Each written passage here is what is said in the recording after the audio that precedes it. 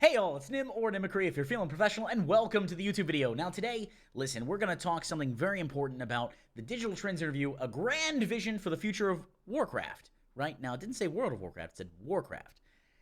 As we know, with the announcement of The War Within, Midnight, and The Last Titan, there's this string, this thread, this long goal that Blizzard is trying to do with the narrative. And honestly, hey, I'm here for that.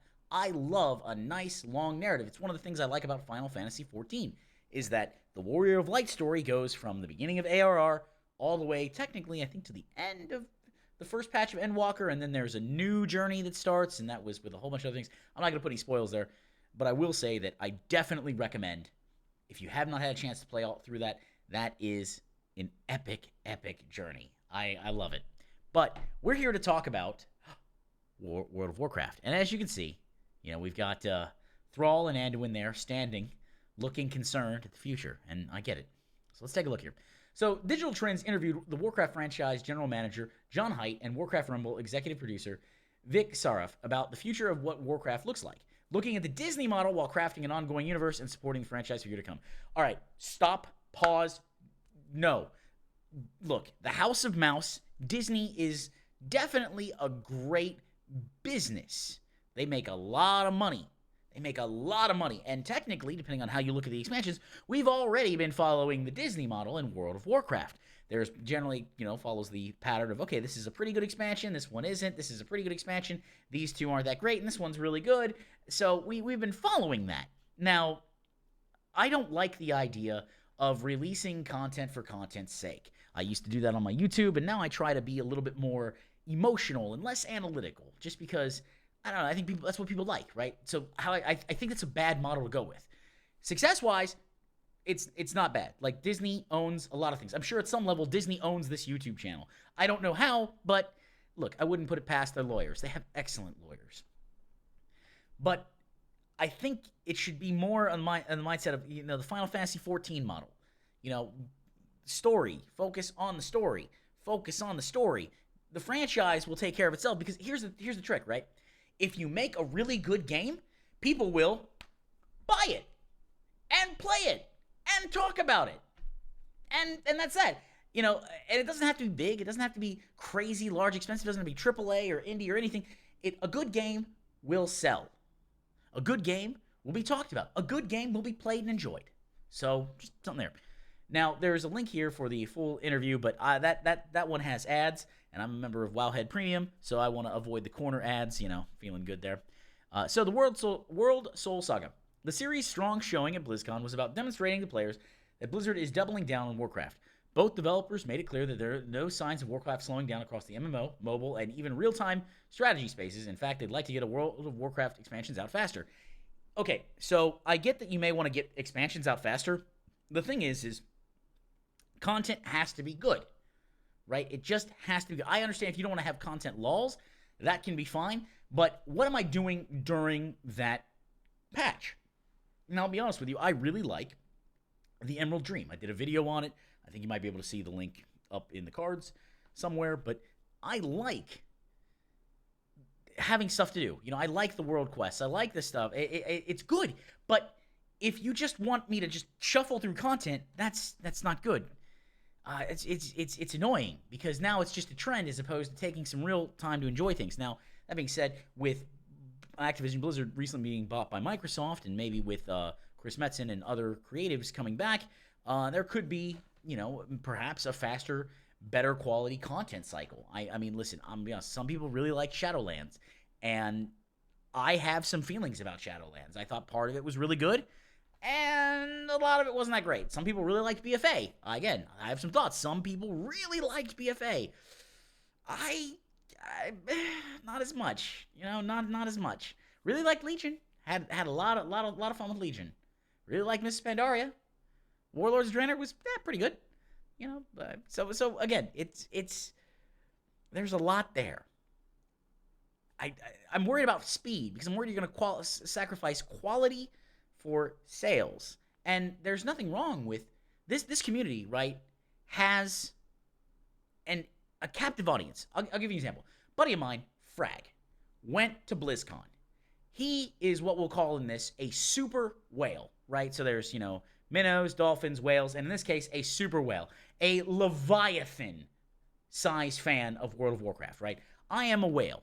I've got a whole bunch of WoW t-shirts, Hearthstone pillow behind me for lumbar support. Thank you, Hearthstone, for always having my back. But the point that I'm getting at is that he paid to go to BlizzCon, to BlizzCon and see it.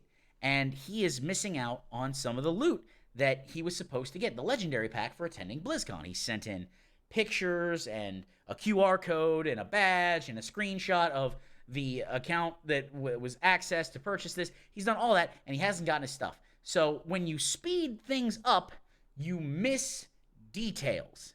That's bad. Don't miss details. Missing details is bad. Now, if you can hit all the details and then you want to move a little faster, okay, fine. But the second you drop something, the second you let one of your dedicated, and believe me, to pay to go to BlizzCon, you are dedicated. You let one of those fans down, you made a mistake. You need to correct it. You need to recalibrate. Basically, don't try to maximize first quarter profit at the cost of 5 years of subs. Because, yeah, the first quarter profit, great. You got $60 per person and, another sub fee. And then they stop playing because of XYZ, whatever reason.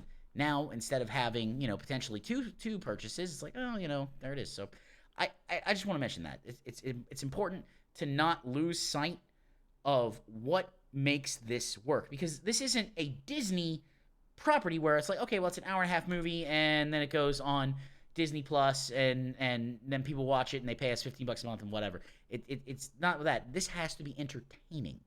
It has to be engaging, because the gameplay may not be the most compelling. It's generally the social interactions and then the gameplay together that make it fun. So Digital Trend said, we wanted to tell our players we're doubling down on the World of Warcraft story. A lot of our players have told us the last 2 expansions, the story's so important. Height told Digital Trends in an interview at BlizzCon 2023, it's the difference for us at Blizzard because normally we're a little bit secretive, but we felt like our fans were telling us they wanted to know more about what's in store for them. It's tricky to weave that in such a way that we didn't spoil it. Sure, I get that. I believe 100% it is hard to release teasers in a way that doesn't spoil the story, but enough to be interesting as opposed to, oh, next expansion, some guy's gonna do something somewhere. Like, okay, and AEIOU and sometimes why. We can both be vague. So the World Soul Saga had to be told across 3 expansions, not just the one coming next year. I think that's good. However, the culmination of the World Soul Saga, in the last Titan expansion, is not the end of World of Warcraft, just as the end of that big chapter. Blizzard will continue to do expansions beyond that. Of course, I think that's a good thing. Listen, I hope I can play WoW until I no longer can play WoW. Either hands go away, they go away, or that I die. This is something that's I really like this game. I've played this game for years, off and on. I like it. I do take breaks, but that's the thing. There's nothing wrong with taking breaks. I come back, catch up, do stuff, and it's a great time. Now, here, Digital Trends, it said, Executive Creative Director Chris Metzen, a little typo there, and the story team had this incredible idea, and it evolved all around the 20th anniversary coming up. What story can we tell worthy of 20 years of operation? Height explained there's no way that story was going to fit into a single expansion. The notion of doing it as a trilogy came forward because it provided the creation of conflict, resolution, and turnaround, and then a bigger payoff at the end. Yeah, that makes sense. You have your there's a story flowchart. We'll put it in here. So let's put it there now. Boop. There it is. You should be able to see that now. And okay, so now we've looked at that. So no specific release timeline for Midnight or The Last Titan, but many production improvements have been made in recent years to allow Blizzard to quickly deliver quality content at a predictable rate, and GM John Haidt hopes that rate gets even quicker over time. Again, it's fine to have new content. We want to avoid a 14-month content drought in Siege of Orgrimmar. We want to avoid that, but the content has to be good. It can't just be, hey, look, there's a new daily. And while I'm not saying that Blizzard would do that, if you focus too much on speed, you will give up on other things. In group Q&A, Associate Design Director Maria Hamilton also reaffirmed that the content for these World Soul Saga expansions are being worked on in parallel. Okay, great. So, again, I want to avoid big retcons. Twists can be fine, but retroactive corrections, kind of annoying. And I understand there's a need for them from time to time, but if you're trying to tell a cogent and coherent story, then you need to, once something is established for the audience, it needs to hold true. Basically, don't break your own rules. Or if you have to break your own rules, you have the MacGuffin. You know, oh, this is the magic MacGuffin. Okay, well, that's the only thing that can break the rules. And you've established another rule. You basically create a special exception. And if you do that too often, then players get jaded. Like, well, what does it matter? There's going to be like a Deus Ex Machina device. Literally, we just call it the Deus Ex Machina device. And now, because of that, I am the chosen one. What have you given? My scars. And then ATS comes down. It's all of that. So take a deep breath. You want to make sure that people are invested in your story. In order to invest in a story, the story has to have stakes. If the stakes can just be upended at any time and it doesn't matter, why am I paying attention? There's no tension. Rising, falling, otherwise. It's just, oh, okay, this is a thing. It's like brushing my teeth in the morning. Okay, it's an event that happens. Now, Digital Trends has said, the ultimate goal for us is to be able to deliver content in a predictable fashion so players know when to expect the next expansion.